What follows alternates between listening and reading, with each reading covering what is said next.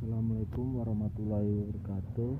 Selamat malam dan selamat beraktivitas teman-teman. Kami dari kelompok yang terdiri dari 3 orang akan menjelaskan tentang implementasi yang ada di perusahaan, di mana yang beranggota saya Ervan Wahyudi dan kedua teman saya Solan Marcos Nababan dan Wiki Perdana.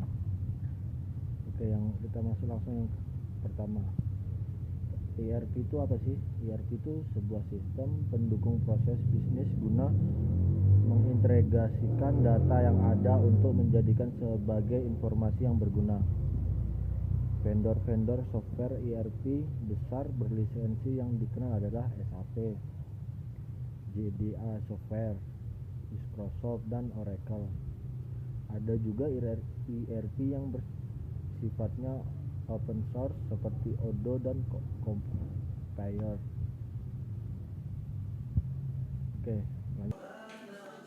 Selanjutnya, ada beberapa masalah yang kami temukan, di antaranya laporan barang masuk dan barang keluar yang tidak sesuai ataupun terlalu banyak form yang digunakan dan proses terlalu panjang. Kedua, belum adanya penanganan yang tepat untuk barang yang rusak dan harus dilakukan return ke vendor. Ketiga, sering terjadinya salah input, faktor human error, terutama untuk barang dengan jenis yang sama, brand yang sama namun berbeda varian, seperti pasta gigi, sabun, dan lain sebagainya. Keempat, quality control yang belum berjalan secara maksimal dikarenakan sumber daya ataupun karyawan yang ada sudah terlalu disibukkan dengan proses cross-check barang. Kelima, belum adanya sistem update jika ada barang yang baru masuk ataupun pengkodean manual. Selanjutnya, sering terjadi kelalaian dalam pemantauan barang yang kurang stok ataupun stok habis. Selanjutnya, sering terjadi selisih antara faktur yang diterima dari vendor dengan jumlah barang yang ada. Belum adanya cara yang tepat guna mengukur kinerja karyawan. Selanjutnya, karyawan tidak dapat dengan mudah mengetahui hak dan kewajibannya dengan pasti. Misalnya, pengajuan hak untuk cuti, kewajiban dan penalti saat tidak masuk kerja, dan beberapa permasalahan lainnya. Terakhir, terlambatnya penyajian laporan keuangan dan kurang akurat. Nah, sistem yang diimplementasikan ERP. Sesuai dengan penjelasan sebelumnya, di mana perusahaan X merupakan perantara ataupun distributor langsung antara produsen dan konsumen dalam penyediaan kebutuhan barang konsumen. Maka sistem yang sangat penting untuk diimplementasi ialah logistik, finance, dan human resource.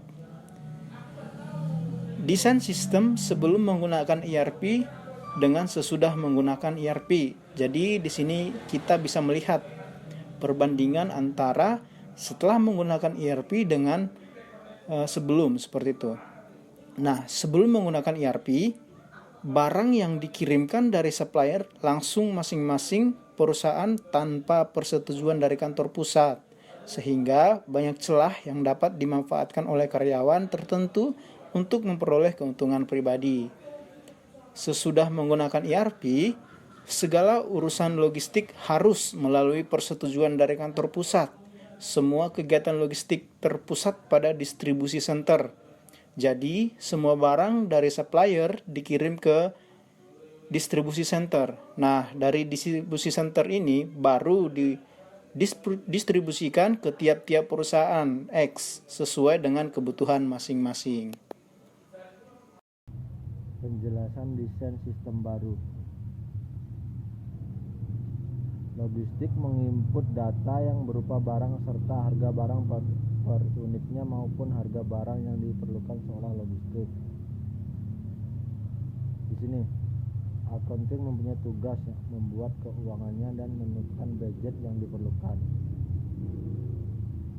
Accounting mengambil data yang bersumber dari logistik dan human resource di dalam server, diolah menjadi laporan dalam bentuk jurnal, buku besar maupun neraca saldo. Secara jelasnya, perubahan yang terjadi sebelum menggunakan ERP dan sesudah ERP dapat dilihat di bawah ini. Ini ya, yang sebelah kiri ini yang sebelum ya, yang kanan ini yang udah. Bedanya itu payroll masih manual dan memerlukan waktu lama. Setelah digunakan ERP, payroll secara otomatis dan tepat. Yang selanjutnya, kinerja tidak dapat dipantau secara objektif. Setelah digunakan ERP itu kinerja terpantau dengan baik. Terus yang selanjutnya, kesejahteraan kurang terkontrol secara maksimal,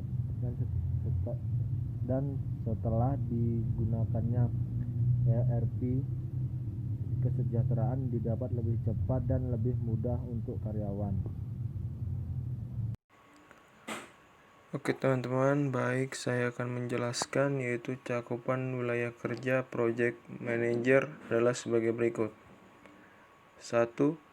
Mengarahkan semua anggota tim untuk tidak keluar lajur dari tugasnya masing-masing dan menghubungkan semua informasi yang diberi oleh setiap anggota timnya. 2. Memberikan arahan pada setiap anggota tim jika ada yang terjadi kebingungan dalam mencari bahannya ataupun mencari pengertian suatu pekerjaannya.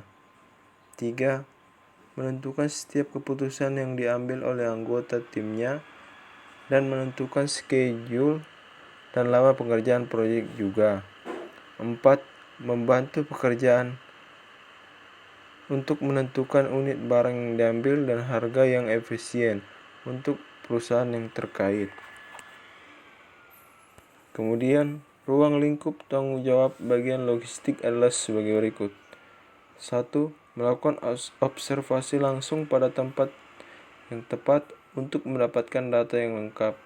Juga informasi yang diperlukan agar tidak melakukan kesalahan dalam mendevelop program yang akan diintegrasikan.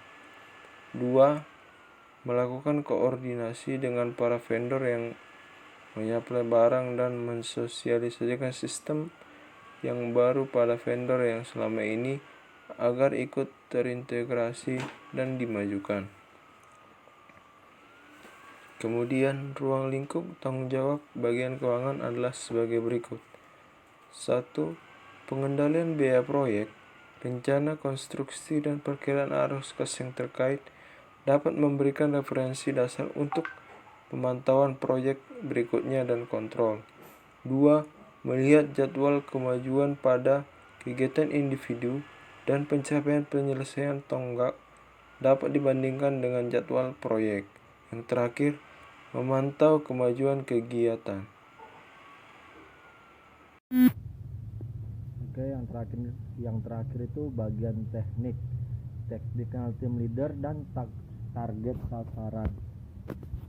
Sebuah perusahaan menggunakan ERP dengan alasan memudahkan untuk mengakses informasi dan mengintegrasikan informasi yang ada. Dan target sasarannya itu untuk memenuhi kebutuhan konsumen dan karyawan dalam hal informasi, maka perlu membuat sistem yang terintegrasi dalam setiap departemen dan tiap cabang agar informasi yang didapat itu tersedia. Dari pembahasan kami di atas, kami menyimpulkan dengan meninjau beberapa aspek dalam keunggulan dan spesifikasi dari Microsoft Windows XP, maka kami memutuskan untuk menggunakan dalam penerapan ERP dengan menggunakan iOS Windows XP, maka dapat memaksimalkan kinerja sistem yang dijalankan dalam software dan ERP yang diinstal. Sekian presentasi dari kami. Bila ada banyak kekurangan, kami mohon maaf, dan wassalamualaikum warahmatullahi wabarakatuh.